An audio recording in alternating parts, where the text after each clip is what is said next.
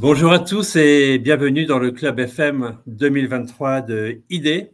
Alors, déjà, on va vous remercier d'être venus, d'être si nombreux pour cette première session plénière du Club FM 2023.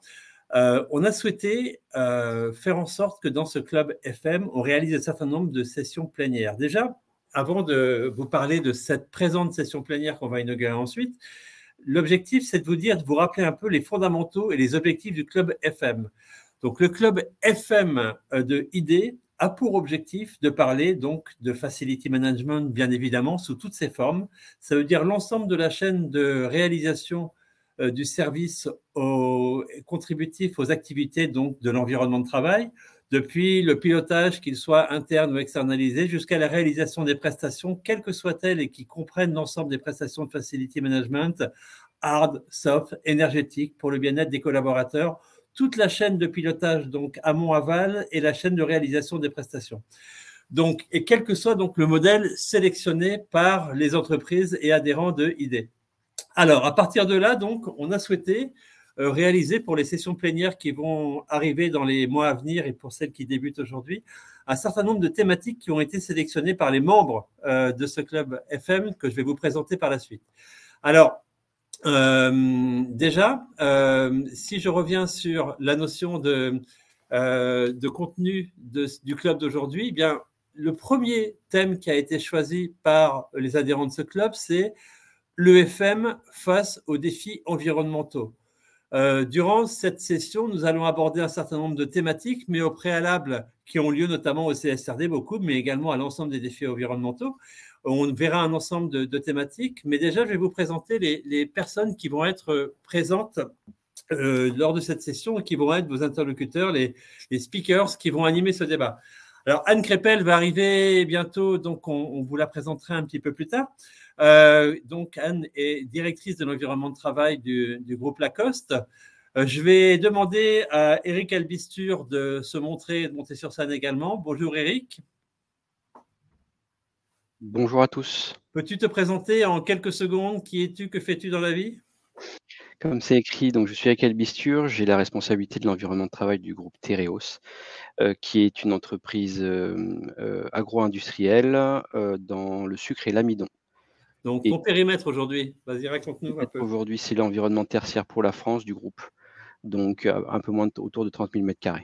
Donc, et récemment, tu as été amené à faire évoluer le pilotage, le FM de tes sites, notamment du grand site du campus que tu as en région parisienne. Donc, ça va être une belle occasion de regarder quelle contribution le FM peut apporter à notre enjeu d'aujourd'hui sur la performance énergétique notamment. Exactement, j'y apporterai un modeste témoignage. Superbe, merci. Merci. Samy Fatine, qui es-tu? Bonjour à tous. Donc, effectivement, je suis Samy Fatine. Je suis directeur des opérations chez Planon, plus précisément donc, en charge de la business unit SAM-FM, une solution de GMAO bien connue sur le marché. Et je suis ravi d'être parmi vous pour cette soirée, ce club FM. Voilà, merci Samy. On a souhaité avoir un membre associé, surtout du monde du digital, qui nous permette de parler justement des enjeux digitaux liés à la performance environnementale notamment. Et une autre personne que je vais appeler sur scène, c'est Arnaud Lacotte. Bonjour Arnaud. Stéphane Hulin également, pardon. Mais Arnaud, allez. Ah oui, mais je peux laisser ma place. Non, sans façon. Allez Arnaud. Alors moi, je suis directeur de l'environnement de travail de Mazars, principalement Paris, et j'ai comme périmètre aussi l'immobilier et la RSE dont on va parler dans quelques instants.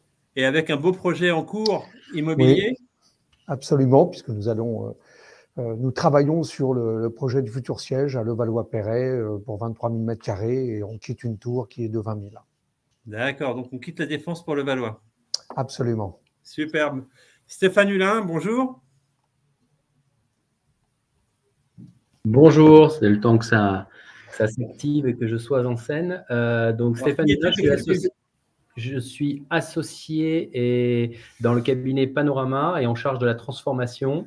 Donc, le cabinet Panorama, c'est un cabinet qui est spécialisé dans toutes les questions de l'exploitation immobilière, Et à ce titre-là, effectivement, on croise les grandes problématiques du FM, c'est notre pain quotidien, et on conseille les clients sur notamment les modèles et la manière d'opérer le Fasti Management le mieux possible.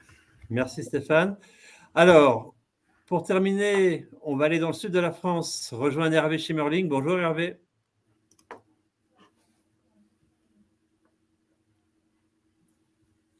Hervé.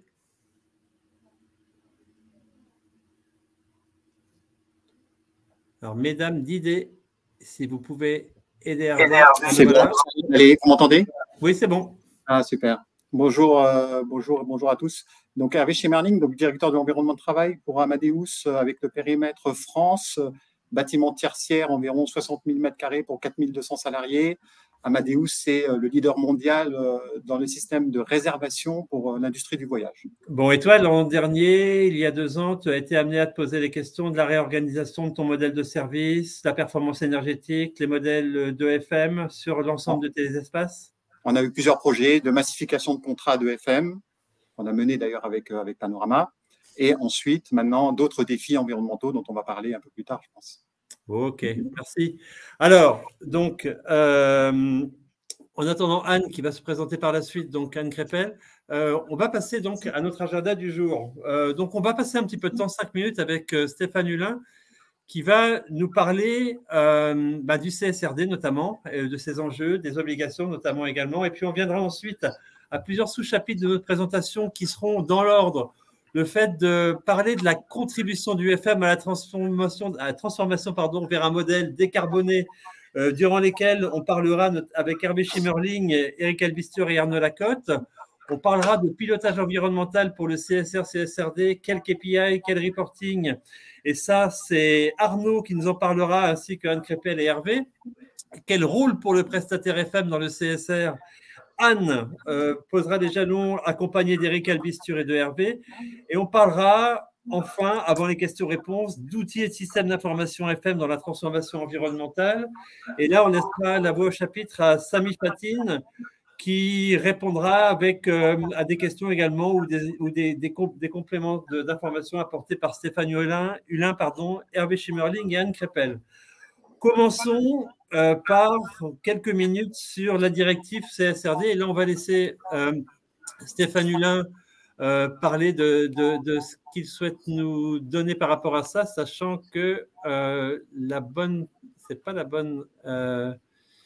mesdames de ID, c'est pas la bonne présentation qui est mise à l'écran. Et donc, ou alors, je vais faire différemment. Je vais passer par... Dans ces cas-là, à moins que vous puissiez m'aider. Sinon, je partage. C'est bon. Attendez. Voilà, merci. Hop là. Nous y voilà. Stéphane, excusez-nous. Parfait, désolé pour ce petit contretemps. Oui, donc Yannick, tu m'as donné un challenge, c'est de présenter un petit peu le contexte CSRD en 7 minutes. Pourquoi on veut parler de ça? C'est parce que le Club FM, c'est un club qui est concentré notamment sur les notions de pilotage, et on a un grand enjeu qui est devant nous, qui est donc une directive européenne qui date de 2022, donc qui est toute fraîche. Les décrets d'application pays par pays ne sont pas encore sortis, mais ça va arriver incessamment sous peu, et donc qui va contraindre, on peut vraiment dire de contraindre cette fois-ci les entreprises. Jusqu'à présent, on était plutôt dans un modèle d'incitation. Maintenant, on va être dans un modèle de contrainte où, au même titre qu'on doit sortir un bilan comptable, on devra sortir un bilan traçant les indicateurs et les actions relatives au développement durable et à la RSE. Donc, ça ne concerne pas toutes les entreprises à partir de 2025, mais en tout cas, toutes les entreprises qui sont, ou la plupart qui sont dans le membre de l'ID, puisque c'est dès 250 salariés, 20 millions d'euros de bilan ou 40 millions d'euros de chiffre d'affaires. Donc, ça va concerner véritablement tout le monde. Alors, concrètement, il va falloir suivre et partager ces impacts environnementaux et sociaux, ainsi que ces pratiques de gouvernance. Donc, on va devoir pour ça élaborer un reporting qui va à la fois fusionner la partie financière et la partie extra-financière. Aujourd'hui, la partie extra-financière, c'est sur la base du volontariat des entreprises, donc ça va devenir donc obligatoire. Et évidemment, au même titre qu'une comptabilité s'appuie sur des chiffres financiers de l'entreprise, ben, là aussi, on devra s'appuyer sur des données réelles de l'entreprise, ou par défaut, si elles ne sont pas disponibles ou trop complexes à élaborer, des estimations et argumenter sous forme d'hypothèses solides et robustes. On devra tenir compte de sa stratégie et de son modèle d'affaires, on devra l'expliquer et en quoi il va être le moins possible impactant ou le plus vertueux dans son approche RSE, expliquer les moyens et bien sûr les résultats à travers des indicateurs qu'on va obtenir. Donc, le reporting extra-financier sera publié au même titre qu'un compte de résultats avec un bilan, avec des normes précises. Et en ce moment, sont en train d'être rédigés toutes les indicateurs qui devront être, puisque l'idée, c'est de pouvoir comparer les entreprises entre elles.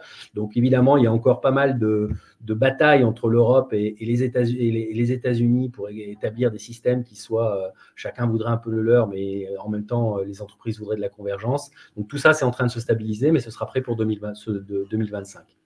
Alors, les domaines à analyser, il va y en avoir plusieurs. Ici, donc il y en a en tout 1, 2, 3, 5, donc 10. Et vous en avez donc 5 qui concernent les environnements, 4 qui concernent le social et 1 qui concerne la gouvernance. Donc, les ESRS sont les standards européens qui sont en train d'être développés. Donc, sur le climat, sur la pollution, sur l'eau, sur la biodiversité, sur l'utilisation des ressources et l'économie circulaire. Donc, ça, c'est pour la partie environnement. Sur la partie sociale, les forces de travail, la sous-traitance ou la force de travail dans la chaîne de la valeur, le consommateur, l'écosystème qui environne. Et puis, au niveau de la gouvernance, c'est comment on conduit de manière responsable son business. Alors, j'ai mis ici un petit peu quel était l'impact de l'environnement de travail, des directions d'environnement dans chacun des domaines. Évidemment, le premier et le plus fort, ça va être le changement climatique. Je vais faire un petit zoom dessus. Et puis, il y a quand même quasiment de l'impact sur tous les domaines. Vous le voyez ici, de manière plus ou moins importante, mais il y a quand même de l'impact quasiment dans tous les domaines, un peu moins évidemment sur le consommateur final, au niveau de l'immobilier professionnel, et un petit peu moins au niveau de la gouvernance. Alors, quand même, pour le rappeler, le poids de l'immobilier professionnel dans le carbone, puisque l'indicateur carbone, ça va vraiment être un indicateur fondamental demain pour toute la partie environnementale et pour toute la partie climat. C'est ce qui va être scruté de plus près, et des indicateurs, par exemple, de carbone produit par euro de valeur ajoutée créé par une entreprise, demain va devenir un indicateur quasiment incontournable de toutes les entreprises, au moins pour être comparé par secteur. Donc, dans l'immobilier, selon les activités, l'immobilier, ça représente entre 10 et 40% du bilan carbone d'une entreprise. Très tertiaire, évidemment, ça va peser très lourd. Si elle est très industrielle, ce sera moins important. Mais dans un bâtiment, donc, vous avez l'équivalent donc, de 3,9 tonnes équivalent de CO2 par mètre carré sur la durée de vie de cycle d'un bâtiment. Donc, c'est extrêmement important. On parle de chiffres très significatifs. Et donc, c'est là-dessus qu'on va devoir travailler. C'est là-dessus qu'on va devoir avoir les indicateurs pour pouvoir travailler. La complexité, ce schéma, je ne vais pas le détailler, mais c'est juste pour vous donner un petit peu le niveau de complexité, d'où la nécessité qu'on travaille sur ce sujet-là et qu'on ait demain les bons outils et les bons systèmes d'information pour pouvoir aller capter ça et les bâtiments intelligents, puisque vous avez à la fois ce qu'on appelle le scope numéro 1, ce qui est le scope direct de production de l'immobilier. En gros, si vous brûlez du fuel pour chauffer une chaudière, ben ça, c'est direct pour chauffer votre bâtiment, c'est du numéro 1. Le numéro 2, ça va être les consommations qu'on appelle indirectes. Si vous achetez de l'électricité, ben, l'électricité, elle est produite par une centrale au fioul, une centrale nucléaire ou de l'hydraulique. Donc ça va être le scope numéro 2. Et ensuite, vous avez tout le scope numéro 3, et c'est là que c'est compliqué, qui va considérer à la fois tout ce que vous achetez, donc tout ce qui va être en amont, principalement ce que vous achetez, ce qui va être en amont de votre production, et tout ce qui va être en aval de votre production de services. Donc, quand vous allez introduire dans votre production du FM un prestataire, eh bien, il faudra intégrer son bilan carbone comme une contribution de scope 3 dans votre propre contribution carbone. Donc, vous voyez la complexité qu'il va avoir à gérer, et donc les notions de pilotage, de maîtrise de pilotage et des indicateurs et des systèmes qui vont permettre de collecter la donnée vont être absolument fondamentales. Donc voilà, donc j'espère que je ne vous ai pas trop fait peur, mais on va passer à des cas concrets qui vont permettre déjà d'illustrer un petit peu comment les choses peuvent être envisagées. Merci Stéphane. Alors, cas concret justement. Ce qu'on a souhaité regarder maintenant, c'est pour rentrer vraiment dans le concret quand on a préparé cette émission avec nos invités, nos amis, nos participants aux membres au Club FM, ça a été de regarder de quelle façon le facility management peut être un élément contributif à la transformation vers un modèle décarboné. On a beaucoup discuté avec Hervé, notamment chez Merling, qui, dans le sud de la France, de son rocher, là-bas, a beaucoup pensé à certaines choses qui sont liées à cela, au modèle de décarbonation, à l'intégration de l'ensemble de son écosystème et de ses collaborateurs au sein de cette histoire-là, à ses prestataires, au FM. Et donc, Hervé, j'aimerais que tu nous parles de, en mettant ton micro parce qu'il est coupé, voilà. Alors, oui, il y avait un petit écho. Nous parler de ce que vous avez fait chez Amadeus dans ce sens, en fait. Donc, je te laisse la parole. OK, très bien. Alors, en effet, chez Amadeus, et je pense globalement, toutes les entreprises du tertiaire ont été confrontées aux mêmes données d'entrée, si je puis dire. Si je pouvais citer les 5 données d'entrée qui permettent d'entamer vraiment des projets conséquents, c'est la capacité de la France déjà à répondre aux besoins énergétiques du pays. Je pense qu'on a tous expérimenté le dispositif EcoWatt cet hiver et avec un peu de stress, finalement, ça s'est bien passé, mais c'était vraiment un sujet au moment où c'est sorti. Le dérèglement climatique en deuxième, on entend régulièrement parler.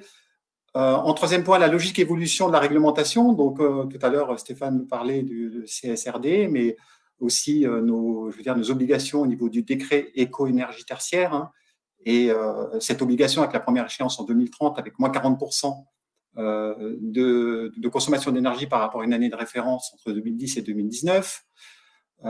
Quatrième point, c'est l'intérêt croissant, et ce n'est pas un des moindres, de nous-mêmes et surtout de nos salariés à la politique RSE et au respect des principes de développement durable menés dans l'entreprise. Alors, plusieurs études ont montré que les jeunes talents recherchent des entreprises plus engagées sur ces thématiques. Et nous sommes une entreprise de la tech et typiquement, la tension sur l'emploi sur ces populations étant très forte, c'est d'autant plus un sujet qui est prioritaire. Donc, moyennant toutes ces données d'entrée, l'idée, on a un peu brainstormé avec le management et on est venu apporter une idée, et on a eu le support de notre président et de notre direction générale, c'est de lancer un projet en fait global de décarbonation. Alors, quand je dis « on », c'est l'environnement de travail qui inclut nos facilities partenaires. Donc, lancer un projet global de décarbonation et de production d'énergie verte sur nos campus.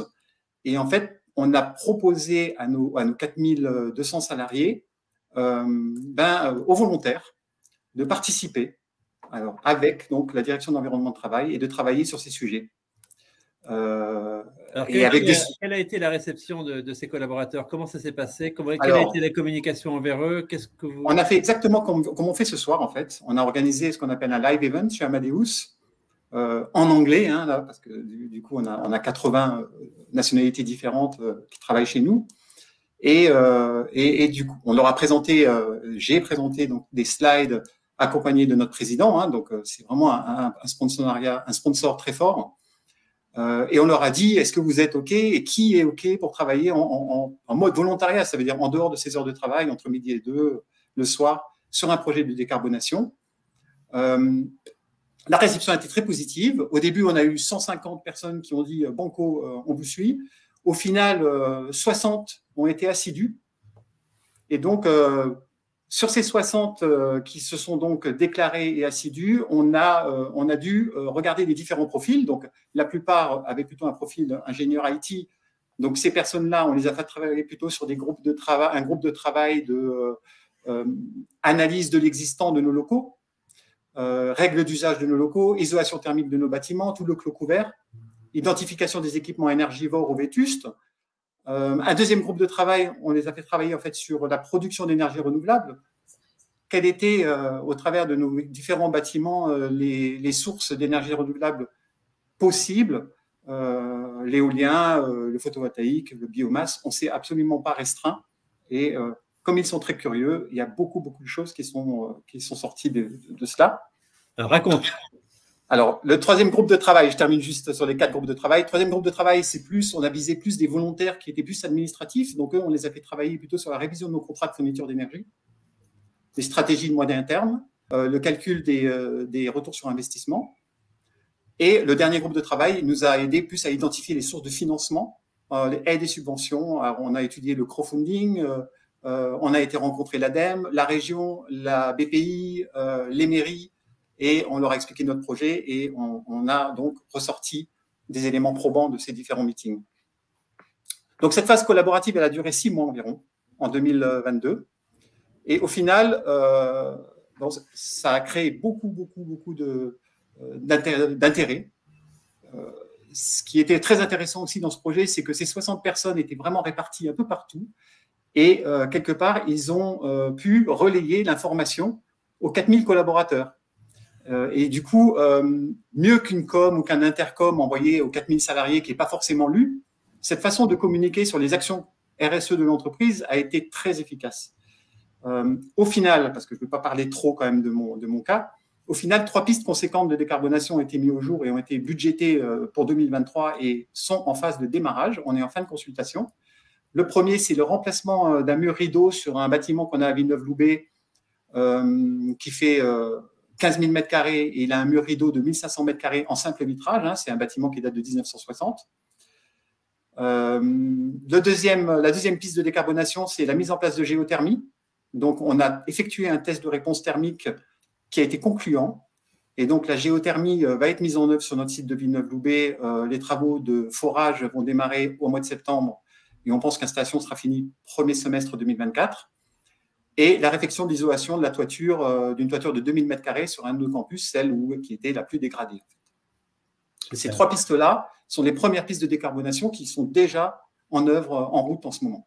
Voilà. Donc, bonne contribution des sponsors internes et le vôtre, c'est sponsors internes. Alors, pour recadrer le FM dans tout ça, je dirais que on s'est appuyé beaucoup sur nos audits énergétiques faits par nos partenaires. Ça a été les données d'entrée qui ont permis aux volontaires de travailler. Ils ont refait même des calculs, parce que pour eux, c'est quelque chose de commun, de refaire les choses. Ils ont refait tous les calculs, on trouvait des fois des petites choses, des petites variances. On a réinterrogé nos partenaires justement sur les différences qui ont pu être trouvées, et ça a entraîné une discussion très positive, en tout cas pour Amadeus.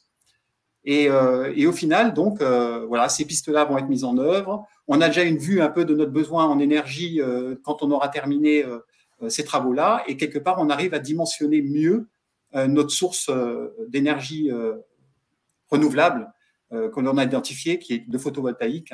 Toutes les autres pistes ont finalement été écartées. Et on sait déjà où est-ce qu'on doit les mettre, comment on doit incliner les panneaux, parce que le groupe de travail qui a travaillé sur ce sujet-là a été très précis. Et il ne reste plus qu'à faire step by step, décarbonation, puis ensuite production d'énergie renouvelable. Merci Hervé. Eric, de ton côté, toi, tu es un peu dans ces enjeux-là également actuellement sur ton site, notamment de Moussy-le-Vieux. Oui, tout à fait, parce que, comme je vous l'ai dit en introduction, je travaille dans un groupe industriel, agro-industriel, donc on transforme de la matière végétale avec des outils industriels, et l'entreprise a l'ambition de la neutralité carbone sur son outil industriel à l'horizon 2030. Donc vous vous doutez bien que si sur l'industrie, l'appareil industriel, on parle là-dessus, le tertiaire ne va pas y réchapper. Et de toute façon, nous tous autour de cette réunion, on est concernés parce que à partir du moment où on est utilisateur, c'est nous qui allons payer, qu'on soit propriétaire utilisateur, ou qu'on soit simple locataire. Vous avez tous dans vos baux cette petite phrase magique qui dit que tous les frais liés à la mise aux normes, ou en tout cas à la mise en conformité des sites, seront portés par les utilisateurs. Donc sachez, soyez sûr d'une chose, de manière directe ou indirecte, on va payer. Donc tant qu'à payer, autant être à la manœuvre. Et à être à la manœuvre, c'est comment l'environnement de travail avec ses partenaires participe à la performance carbone du groupe. Donc moi, j'ai fait le choix à l'occasion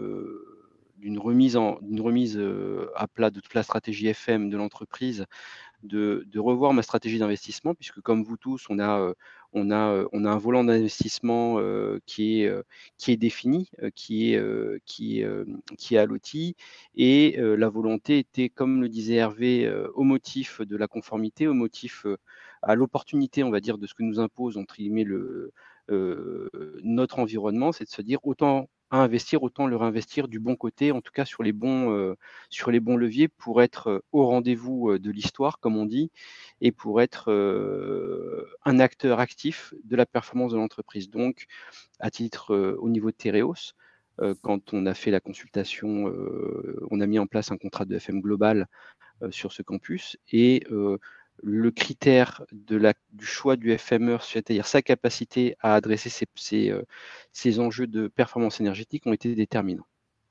dans le choix. Et ça a été au moment de la comparaison des acteurs, puisque tu es passé par un processus de consultation, dans la grille de comparaison des différents acteurs et de la valeur qu'ils pouvaient apporter à Tereos, ça a été un élément clé. Mais en clair, aujourd'hui, le marché des FMeur n'est pas mature. C'est-à-dire qu'on est entre nous, hein, on va se le dire. Ils ne sont pas matures. C'est-à-dire qu'il y en a quelques-uns qui sont très bons, mais c'est plutôt des multitech. Mais des FMeur qui savent faire de la technique et du service, moi, j'en ai pas vu. Donc après, il faut faire des choix. Hein. Vous savez ce qu'on dit, hein, messieurs, choisir, c'est renoncer. Donc je vous parle de ce choix parce que ça a été un critère déterminant. C'est-à-dire que l'entreprise avec qui je travaille aujourd'hui, dans ce qu'on nous a présenté, était en avance sur ses concurrents sur la démarche de performance énergétique. Quand je vous disais était en avance, ils étaient vraiment en avance. Donc après, on compense ailleurs là où ils sont moins bons, comme on dit, mais ça a été un critère de choix puisque, comme vous l'avez dit, la décarbonation de la participation à ces enjeux-là sur nos métiers, ça passe par l'immobilier. L'immobilier, c'est les FME et ses exploitations techniques. Donc on va dire que ça fait peser lourd dans la décision. Merci Eric. Arnaud, avant qu'on passe aux deuxième partie de notre entretien que tu vas commencer par animer, qui sera lié au pilotage environnemental pour le CSRD en termes de KPI, reporting et autres. Toi, de ton côté, en termes de transformation, est-ce que vous avez abordé des choses chez Mazars ? Alors, en termes de transformation, nous, il fallait que on réponde en fait à toutes les demandes de différents services, aux appels d'offres, à la direction générale, à beaucoup de questions concernant notre démarche environnementale au niveau de l'environnement de travail. Alors, j'avais travaillé depuis fort longtemps sur ces sujets et mon équipe, mais nous n'étions pas du tout organisés pour faire face à toutes ces demandes et puis surtout à mettre en place des actions. Et il y a quelque temps avant Covid, je me suis dit, il faut que je trouve dans mon équipe des personnes qui aient une sensibilité à ces sujets-là pour pouvoir implémenter, pour pouvoir compléter toutes les données qu'on avait de droite et de gauche. Et surtout, c'est informer nos collaborateurs, mais en même temps aussi notre direction sur les actions qu'on met en place.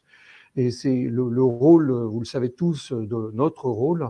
On a la chance, en fait, sur ces sujets l'impact climatique, sur ces sujets dont nos jeunes générations souhaitent être intégrées, souhaitent être informées. Et pour ça, donc, j'ai décidé de nommer, si je puis dire, une ou deux personnes dans mon équipe proche de moi pour être à la manœuvre au quotidien, tout en étant bien sûr informé de ce qui se passe, de ce qui doit se faire.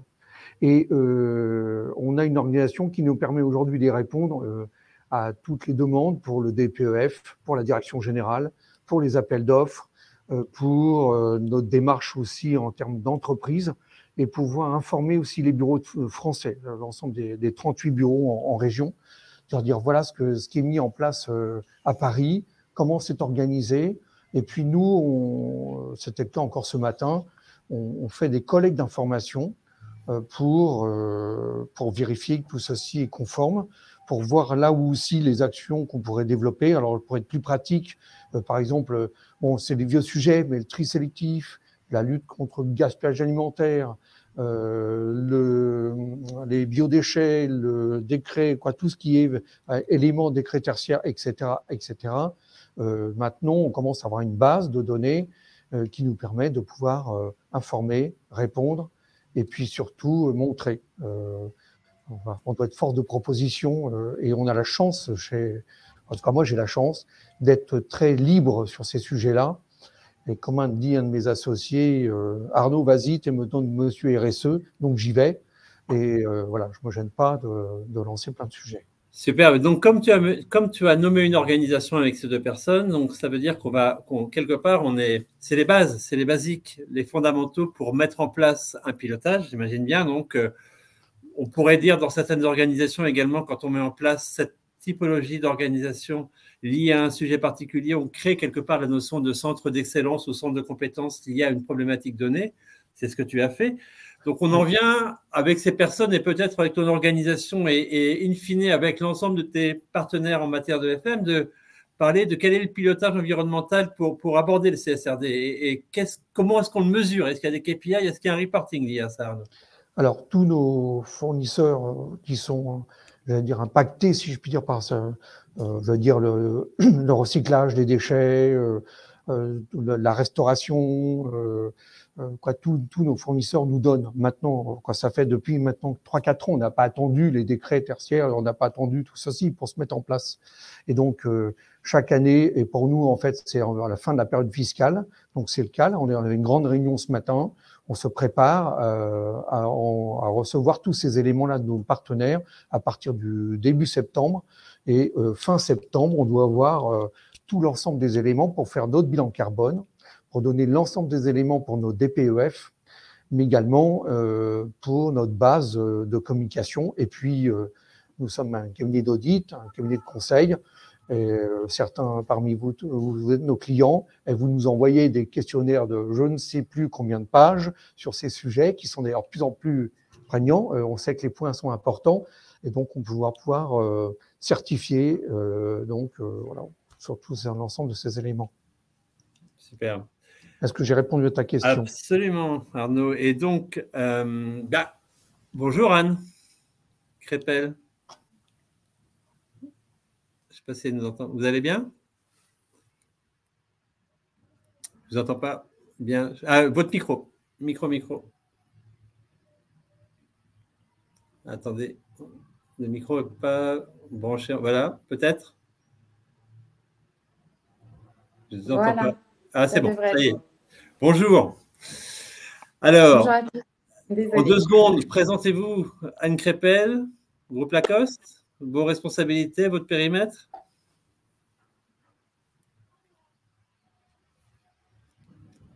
Donc, on n'entend pas bien. Alors, coupez peut-être la caméra parce que il y a un problème de bande passante.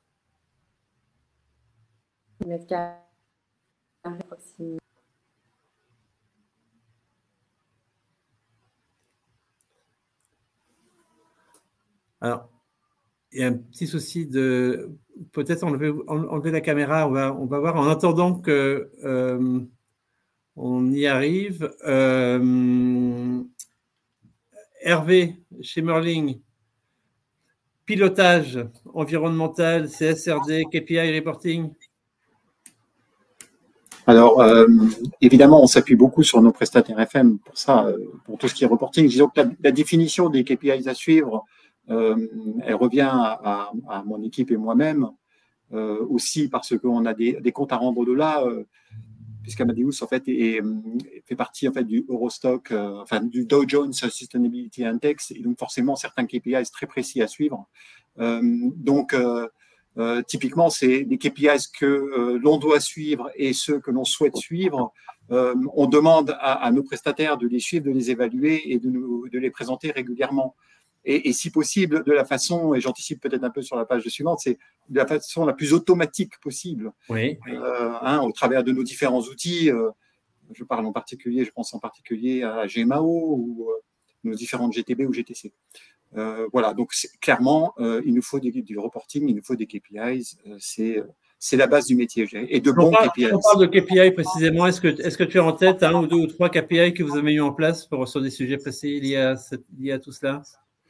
Il y a des KPIs, alors évidemment, il y a des KPIs, je dirais, habituels de suivi de nos consommations d'énergie, ramenés aux consommations précédentes et voir les évolutions et savoir identifier s'il y a des dérives, ou à la baisse ou à la hausse d'ailleurs, qu'on puisse identifier où est-ce qu'on a été très bon ou où est-ce qu'on est moins bon. Donc ça, typiquement, c'est quelque chose d'assez classique. D'autres KPIs qui peuvent nous permettre, en fait, je dirais, le rapport de préventif sur correctif, qui s'il est précisément relevé par équipement, nous permet de déceler des anomalies sur des équipements et éventuellement d'identifier des équipements qui pourraient être énergivores ou obsolètes et qu'on va changer aux priorités. Voilà, des genres de KPIs comme cela. Mais je dirais que c'est quelque chose qui vit en permanence. Oui. Les KPIs. On a une base de KPIs, mais je dis toujours à mon équipe, c'est pas parce qu'on a fait des choses à un moment que c'est valable pour tout le temps. Parce que tu vois, ils me disent « Ah oui, mais avant, c'était bien comme ça ». Oui, mais des choses évoluent, nos contraintes, y compris réglementaires, évoluent, et il faut faire évoluer les indicateurs de performance. Et clairement, on attend beaucoup de la digitalisation pour ça. Est-ce qu'ils sont bien partagés et bien compris et acceptés par tes partenaires de FM notamment? Oui, je pense qu'ils sont compris. Maintenant, c'est sur les méthodes de mesure. Encore une fois, je te dis, s'il y a trop d'humains au milieu, il y a peut-être des risques d'erreur. Donc, on demande de la digitalisation, et je connais bien Samy, il est au courant, et il y a des choses au travers de notre GMAO que l'on demande en automatisation et que l'on attend. Donc tous les deux, vous travaillez ensemble? On se connaît, oui. Voilà. Ok. Alors, Anne, j'ai le sentiment… Anne, êtes-vous présente? Non, je pense qu'elle a dû sortir, elle a des problèmes vraiment de connexion, donc c'est pas grave, on va continuer. Alors, toujours dans le… si on reste justement, alors on a un peu abordé cette notion de KPI, reporting, CSR, etc. On va continuer sur ces aspects-là, mais en élargissant un peu le rôle du prestataire. Encore une fois, Club FM, ça veut dire qu'on n'est pas tout seul. Club FM, on a choisi un modèle de service. N'oublions pas que dans le cadre de nos activités d'environnement de travail et de FM, environ 50% de notre valeur créée, de notre dépenses, sont liées à l'externe, à l'externalisation de prestations, de pilotage, d'outils, etc. Donc, ce n'est pas neutre, 50%, c'est la moitié de la valeur. À partir de là, donc, on ne peut ignorer nos partenaires, on ne peut ignorer leur façon de travailler. Il y a un aspect culturel qui est important. Il faut qu'il y ait une bonne compréhension des besoins communs, etc.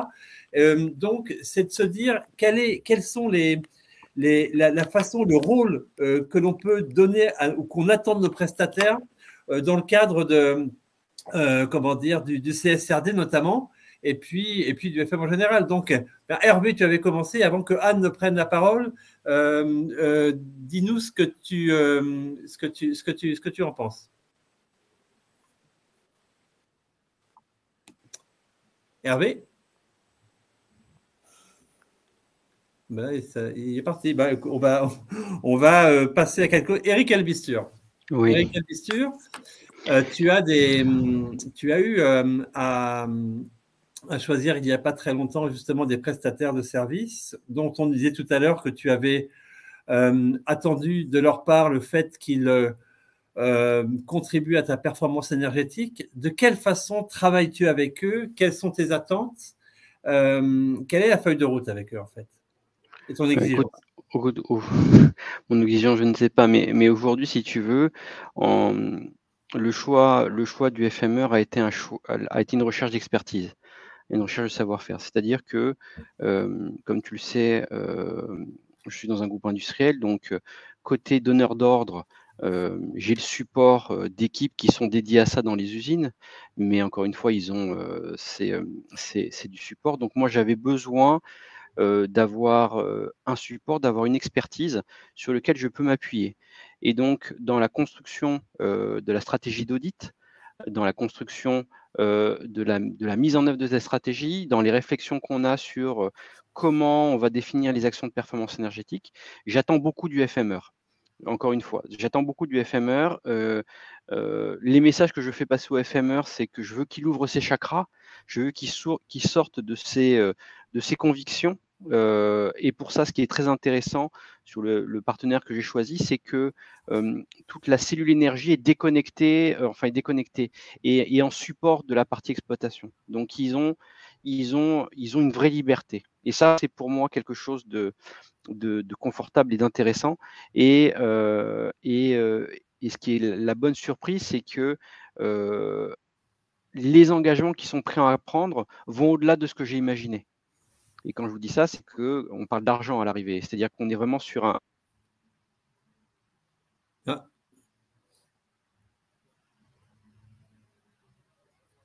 Problème de micro. Alors, Anne Crépel, si vous avez un micro qui peut s'allumer, est-ce qu'on pourrait parler également de... elle a disparu. Ça doit couper véritablement. Donc, Hervé, micro allumé également. Peux-tu nous parler donc de ta relation prestataire, ce que tu attends en matière d'approche CSRD de tes prestataires de facility management? Quelle est ta relation avec eux? Quel niveau d'empathie tu leur demandes? Comment est-ce que vous réussissez à dialoguer ensemble en termes de compréhension des besoins par rapport aux attentes? Parce que chez Amadeus également, elles sont nombreuses, elles sont fines, elles sont éduquées, elles ne datent pas d'aujourd'hui. Donc, quelles sont tes attentes? Raconte-nous. Mes attentes principales, c'est déjà de répondre à la réglementation à la base, hein, déjà, d'arriver en 2028 et d'être proche des engagements du décret éco-tertiaire, hein, de moins 40%. J'aimerais y arriver un peu avant pour être rassuré. Donc, on est sur la bonne voie avec tous les projets donc, qui sont en cours avec nos facilities partners parce qu'ils ont participé à toute cette phase dont je vous parlais, études dont je vous parlais tout à l'heure. Ensuite, auparavant, on avait avec eux souscrit, je pense comme beaucoup d'entre nous, des contrats de performance énergétique qui nous amenaient aussi à avoir des améliorations concrètes avec, je dirais, une certaine motivation pour le FMR qui était quelque part un peu rétribué aussi sur la performance. Hein. Je crois que c'est quelque chose de classique dans ce type de contrat. Voilà, je ne sais pas trop quoi te dire d'autre, mais les exigences sont fortes. Alors maintenant, elles sont fortes aussi, par exemple, sur l'eau. Hein, ou les déchets, parce que je crois que tout à l'heure, j'ai oublié son prénom, mais on parlait tout à l'heure de la gestion des déchets, mais oui, ça devient aussi un très gros sujet. Est-ce que l'on trie qu'est-ce que ça devient au final? Alors, on a des questions hein, comme ça, et typiquement, là aussi, j'attends de mon FMR, et c'est pas quelque chose que j'ai forcément trouvé, hein, et que j'incite les FMR à me proposer des choses, des modules de gestion, gérer clé en main de mes déchets, où ils sont capables de collecter, on trie, nous, évidemment, parce que ça, c'est notre devoir, mais eux, ils collectent de façon séparée et ils vont emmener sur des filières de recyclage de façon séparée et surtout, ils vont être en capacité de nous en faire du reporting. Et ce que je leur ai dit, c'est nous, ça peut nous coûter de l'argent, on peut en discuter, mais l'intérêt qu'on va déjà l'intérêt environnemental plus l'intérêt de communication qu'on va pouvoir faire auprès de nos salariés de ces actions-là, il compensera assez largement le coût supplémentaire du traitement. D'accord. Et donc, j'incite, mais je n'ai pas trouvé, et j'ai beaucoup cherché, par exemple, sur cette gestion de déchets, hein, de solutions toutes faites.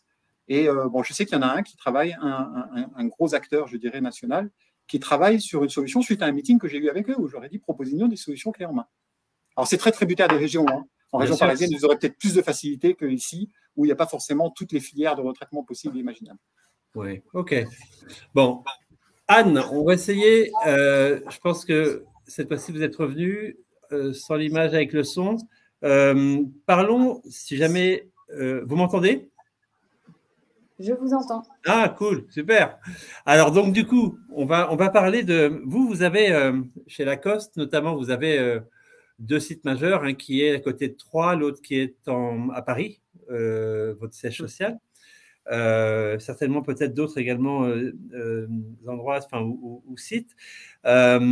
Vous avez contracté il y a 2-3 ans sur un contrat de FM. Ce n'est pas la première fois que Lacoste avait opté pour un contrat de FM intégré. Comment construisez-vous la relation avec vos prestataires, vos sparring partners de FM sur la notion de CSRD, de performance énergétique? Racontez-nous. En incluant bien sûr donc des critères déjà dans le choix des prestataires, donc savoir, enfin, eux, quelle est leur valeur ajoutée sur ces sujets, déjà en leur posant la question, bien entendu. Et donc en rajoutant aussi ces critères dans les appels d'offres, par exemple, ou si on sort un peu de l'appel d'offres et qu'on rentre dans le quotidien, on attend beaucoup d'eux, mais je pense qu'il y a encore que ça manque encore un peu de consistance, et donc c'est un travail qui peut ne s'effectuer que main dans la main. Enfin, ils n'y arriveront pas sans nous et on n'y arrivera pas sans eux. Et bien sûr, ce que je leur demande en priorité, si je réponds bien à la question, je suis désolée, ça a été un peu compliqué la connexion, ça va être de garantir la performance d'usage des bâtis, des équipements, de maîtriser les outils qu'on leur a mis à disposition et que parfois eux-mêmes nous mettent à disposition, de les optimiser, de réaliser des reportings pour revenir sur ce qui a été dit précédemment, mais de surtout manager les datas qui figurent dans ces reportings, parce qu'on sait tous lire des chiffres. Derrière, c'est quelle analyse on en fait, quel plan d'action on met en marche. Et moi, ce que j'attends vraiment, c'est voilà, est-ce que je leur demande à chaque fois, et là où je les pousse un peu, c'est d'être proactif, de voir comment on peut anticiper, etc. Et je pense qu'il y a un sujet aussi d'accroître peut-être plus les compétences des profils techniques et des responsables de contrat sur site sur ces sujets également. Et bien sûr, il y a toute une partie gamme de maintenance à respecter et s'assurer que ce soit fait correctement. Bon, alors si on parle de gamme de maintenance, on en arrive aux outils, au système d'information.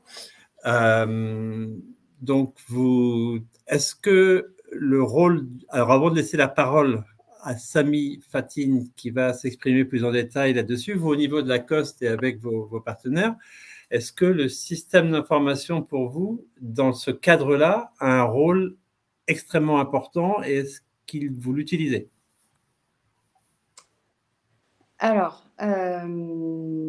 c'est très large. Les outils, oui, bien entendu, c'est évident, c'est indispensable. Sans les outils, difficile de piloter. Et sans les données, comment suivre les consommations. Dans un premier temps. Ensuite, sur la partie… attendez. Système d'information, donc bien sûr, on reste dans… C'est la même… comment dire ? C'est la même famille. On a effectivement besoin de ces outils pour suivre, pour tracer, pour piloter. Et sans ça, c'est impossible de pouvoir avancer. OK. Alors, Sami, justement, Sami Fatine, sans forcément focaliser complètement sur Planon, sur Planon Univers, sur SamFM seulement, mais représenter donc nous, la famille, votre écosystème des systèmes d'information qui accompagnent au quotidien les entreprises et les prestataires dans le pilotage des prestations, des services, du pilotage énergétique également, du CSRD. Donc, racontez-nous un peu de quelle façon votre approche a évolué avec tous ces nouveaux enjeux énergétiques, notamment les performances. Oui, alors effectivement, il ne s'agit pas de mettre en avant une solution ou une autre, mais je pense que, en fait, pour répondre un peu déjà de manière un peu contextuelle à la question, ces nouveaux enjeux, en fait, ils vont évidemment venir s'ajouter aux enjeux. Ils ne remplacent pas, mais ils viennent s'ajouter aux enjeux existants. Et donc, c'est certainement la raison pour laquelle, même s'il existe, il émerge sur le marché à la fois des offres de services et des offres digitales qui sont dédiées au suivi de ces nouveaux enjeux, en fait, ces nouvelles couches techno-fonctionnelles ou fonctionnelles viennent en réalité compléter d'un écosystème applicatif qui est existant, qui est souvent déjà présent, déployé chez les différentes parties prenantes.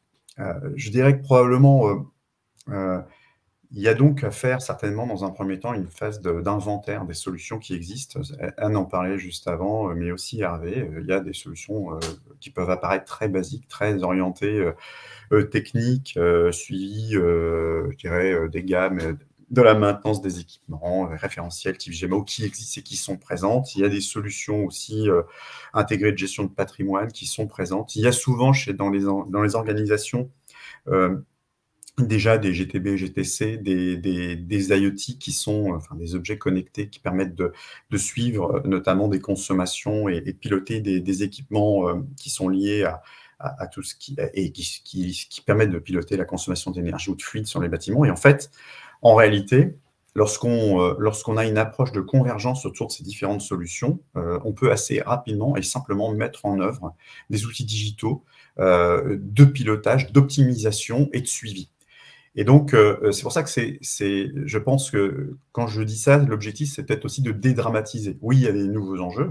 En plus, ce sont des enjeux réglementaires et qui touchent plus seulement à la sécurité des occupants, mais aujourd'hui qui viennent prendre une dimension, y compris financière, pour les organisations. Mais en réalité, le travail a déjà été, s'il a déjà été commencé, et on peut imaginer quand même que ces données soient détenues de manière externe par les grands prestataires de services, ou qu'elles soient détenues de manière interne par les organisations dans leurs propres solutions, ou bien tout simplement partiellement détenues par des fournisseurs d'énergie, on va être capable aujourd'hui assez facilement de faire converger ces données, mettre en œuvre en fait des reporting transverses et des outils de pilotage transverses qui sont très concrets et qui vont même permettre de concrètement agir sur les consommations d'énergie et la manière dont on va optimiser les consommations des bâtiments. Donc ça, je dirais que c'est le premier volet de ce que je peux dire, c'est que c'est quelque chose qui est déjà existant souvent chez vous et qui peut être facilement adapté pour suivre ces nouveaux enjeux. Ensuite, je dirais, alors évidemment, une fois qu'on a commencé avec ça, on voit bien que le travail n'a fait que commencer. Le niveau 0, c'est ce que disait Hervé tout à l'heure, à fort juste titre, c'est de l'optimisation d'énergie, c'est le démarrage, c'est indispensable, mais c'est vraiment la partie émergée de l'iceberg. Si on veut être au rendez-vous en 2030 et pour, bien sûr, les prochains objectifs qui seront fixés au fur et à mesure, il va falloir aller plus loin. Et ça passe certainement par une analyse plus poussée, notamment des travaux, des investissements qui sont qui doivent être faits sur les bâtiments. Et donc là, probablement, ça va demander à mettre en place des outils de suivi très adaptés, notamment qui s'appuient sur le pilotage de travaux, donc des projets de travaux pluriannuels et structurels sur les bâtiments. Aussi probablement une analyse des choix à faire pour les organisations sur simplement et concrètement quel bâtiment je dois conserver. Et ça, en réalité, parce qu'il va falloir se séparer de certains bâtiments qui sont trop énergivores et qui vont parfois empêcher une entreprise d'atteindre les objectifs qu'elle s'est fixés. Et là, effectivement, il va être important de faire appel à la mémoire des bâtiments. Je pense que là, il y a un puits de données important à aller analyser, notamment autour de tous les historiques de maintenance et de consommation qui sont existants et qui vont permettre là aussi de faire des choix qui sont des choix éclairés à tous les niveaux, sur les niveaux opérationnels. Donc, comment est-ce que je vais alimenter finalement mes prestataires de services, mes équipes internes pour concrètement réaliser les tâches adaptées dans le but d'atteindre les objectifs, mais aussi le management pour faire des choix stratégiques à moyen long terme pour pouvoir aller rattraper les courbes finalement et les objectifs qui seront pris et donnés. Voilà, alors je pense que je ne vais pas rentrer forcément plus dans le détail des solutions. Parce que tu veux me poser d'autres questions, il n'y a pas de souci. Non, mais on fera de toute façon à la rentrée, à l'automne, tout un chapitre, un nouveau volet de nos plénières qui seront liés à la digitalisation du facility management. Donc, on réabordera certains thèmes à l'avenir. Non, merci beaucoup, Samy. Oui, peut-être, voilà, si je dois ajouter quelque chose sur ce que tu viens de dire à l'instant, c'est que je pense que effectivement, il y a toute une offre de services et de bureaux d'études qui est indispensable pour faire des analyses stratégiques à moyen terme, mais je pense qu'il ne faut pas, c'est probablement une erreur de sous-estimer l'impact des opérations au quotidien sur les atteintes des objectifs court et moyen terme. Et c'est là qu'effectivement, la convergence des techniques et des technologies est importante et qu'elles peuvent être mises en œuvre très rapidement. Ça, je pense que c'est le point clé. Bon, pour conclure, Hervé Schmerling, Stéphane Hulin, chacun de votre côté. Hervé, pour commencer, toi qui es un early adopter souvent à la fois des solutions, comment est-ce que tu pousses tes tes camarades de classe, système d'information, etc., aller dans ton sens pour que tu aies les bons outils pour piloter? J'ai activé mon micro. Vous m'entendez? Oui. Je pense que ce que disait Anne tout à l'heure, c'est déjà ce qu'ils utilisent bien les systèmes que l'on met à leur disposition. Nous, on a fait le choix, par exemple, chez Amadeus, de fournir le système de GMAO. C'est-à-dire que jusqu'à maintenant, avant que je prenne dans mes fonctions, c'était le FMR venait avec son système de GMAO. J'ai voulu recentraliser ça et pour moi, c'était au maître d'ouvrage de fournir l'outil qui lui permettait d'avoir un peu l'image de ce qui se passe sur ces sites, capable de faire un long-term plan, d'investir un budget d'investissement sur pluriannuel, etc. Donc, par contre, j'incite mes prestataires, et on a des actions en cours d'ailleurs, dont Samy est bien au courant d'ailleurs, des actions en cours pour inciter notre prestataire à mieux utiliser nos systèmes d'information, à vérifier quand ils nous disent que certaines améliorations qu'on souhaiterait ne sont pas réalisables au travers de notre outil. Il faut bien que quelque part je vérifie et que je questionne mon fournisseur pour lui demander est-ce que c'est bien le cas ou est-ce qu'il n'y a pas quelque part un blocage soit dans l'utilisation, soit dans le change management qui fait qu'on ne pilote pas comme il faut nos outils. Mais voilà, à la base, je pense que les outils ne sont peut-être pas parfaits à l'heure actuelle. Ils sont largement perfectibles et c'est vrai que on peut en parler, je pense que ça mérite des sessions dédiées sur ce sujet-là.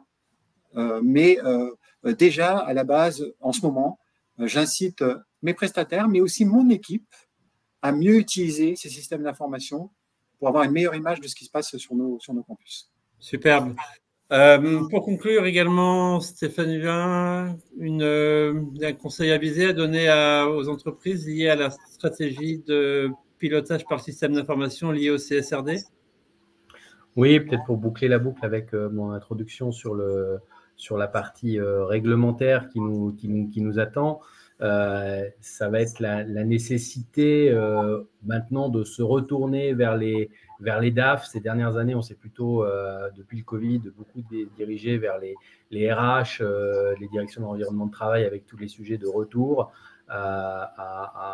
pour réattirer les collaborateurs sur les à venir au bureau.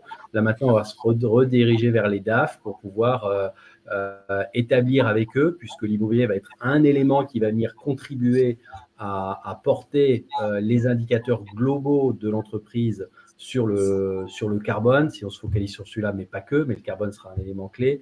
Et donc, il va falloir à un moment donné aussi que les systèmes d'information se causent avec les directions et les directions administratives et financières des entreprises.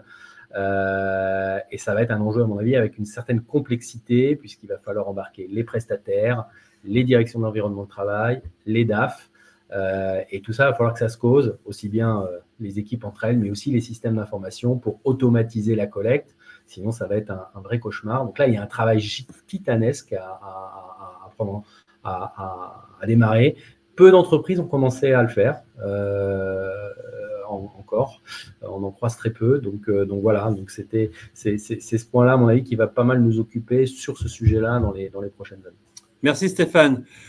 Bon, on va passer aux questions. Avez-vous pour Arnaud, pour Eric Albistur, Hervé Anne, ou Samy Fatine ou Stéphane Hulin des questions? J'en vois déjà une qui est: bonjour Samy, comment vous positionnez-vous par rapport au PropTech?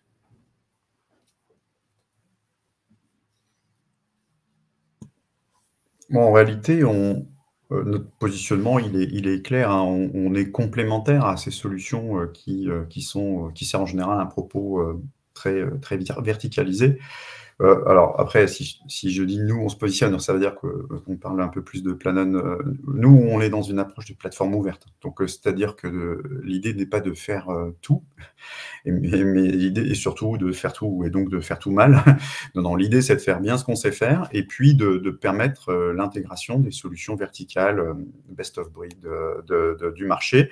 Donc aujourd'hui, effectivement, les PropTech peuvent déjà peuvent solliciter Planon pour intégrer la plateforme de développement, la stack de développement Planon qui leur permet de faire partie de notre marketplace. Et puis, s'agissant de SamFM en particulier, un programme de partenariat qui est ouvert et qui permet donc aux acteurs du marché de venir nouer des partenariats, je dirais, win-win avec l'intégration facilitée avec la solution. Merci. Y a-t-il d'autres questions? Je n'ai pas le sentiment. Je n'ai pas le sentiment qu'il y ait d'autres questions. Pas d'autres questions? Bon, écoutez, on arrive à l'heure. C'est l'heure de conclure, justement. Arnaud Lacotte, un mot à ajouter pour terminer cette session? Moi, je dirais, mais on a la chance de pouvoir s'emparer de ces sujets environnementaux. C'est vraiment, je trouve, c'est un plaisir et c'est bien sûr une obligation, mais c'est en même temps un vrai plaisir puisque on le voit très bien tous les jours. On est comment dirais-je, percuté par tous les enjeux climatiques. Et puis on a nos jeunes collaborateurs ou moins jeunes d'ailleurs qui nous attendent au tournant. Et nous, on a la chance d'être des acteurs, d'être les pivots. Et parfois même les moteurs. Donc, il faut utiliser toutes les technologies et il faut aussi s'informer, être en veille parce qu'il y a aussi beaucoup d'intox. Et voilà, donc il faut se méfier un petit peu aussi, voilà, mettre la barre là où c'est nécessaire. Et puis, de toute façon, ce sont les enjeux de nos entreprises. Et, certes, comme le disait Stéphane tout à l'heure au préambule, ça concerne les entreprises de 250 personnes, pardon, et 50 millions de chiffre d'affaires, mais dans quelques années, ça va l'ensemble des entreprises. Voilà. Et puis, pour finir, vous l'avez tous vu avec EcoWatt et puis le plan de sobriété énergétique, on touche aussi chacun d'entre nous et chacune d'entre nous dans son domicile, dans sa vie quotidienne. Donc, voilà, sujet passionnant. Super, merci. Eric, conclusion. Vous m'entendez? Oui. Conclusion, j'ai envie de vous dire, le Covid nous a mis en avant, nous a replacé au centre du jeu. Donc pour ceux qui l'ignoraient encore, on a une fonction stratégique dans l'entreprise et pour rebondir sur ce que vient de dire Arnaud, les enjeux autour de la performance carbone devrait nous, si on l'a saisi, on sera conforté et plus que jamais légitime au cœur de la stratégie de l'entreprise. Donc, je vous invite tous et toutes à vous saisir du sujet, même si ce n'est pas encore le cas dans votre entreprise, ou en tout cas, ce n'est pas quelque chose de visible, parce que ça vaut le coup. Au-delà de ce que disait Arnaud, ça vaut vraiment le coup parce que on devient plus que jamais un acteur visible et regardez autour de vous dans l'entreprise, il n'y a pas grand monde qui s'occupe de ces sujets-là. Il faut très clairement. Donc, allez-y. Hervé, petite conclusion. Micro.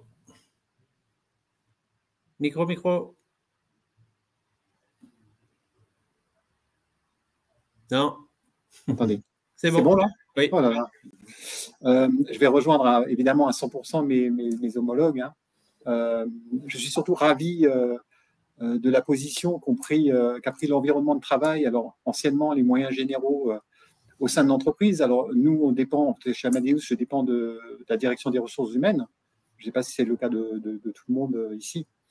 Mais en tous les cas, et je pense que c'est un bon choix parce qu'on participe pleinement à la politique d'attractivité de l'entreprise et on me demande de plus en plus de mettre en avant nos actions et de faire plus. Et donc, on me donne plus de moyens. Et ça, c'est plutôt agréable pour pouvoir améliorer l'offre, attirer, augmenter l'attractivité de l'entreprise. Même pour les employés actuels, les intéresser à revenir sur site, parce que c'est quand même un peu la dynamique qui est en cours, je pense, un peu globalement partout, au moins dans les entreprises de la tech. Après, les autres, je ne sais pas trop. Et là, on est des vrais acteurs et ça, c'est plutôt agréable et je suis ravi de cette position que l'on a prise depuis quelques années. Superbe. Stéphane, tu as déjà conclu tout à l'heure. Samy, un mot pour terminer. Anne, on l'excusera, mais elle a vraiment des problèmes de son, donc on va pas trop assister. Samy, pour terminer? Oui, merci. Alors, juste rapidement pour dire que je suis absolument d'accord également avec ce qui vient d'être dit. Alors peut-être pour ajouter un complément, c'est-à-dire que c'est effectivement une opportunité pour nous et un plaisir de prendre en charge ces sujets qui sont des sujets sociétaux, qui nous dépassent, qui dépassent clairement le cadre de nos fonctions peut-être et de nos services habituels.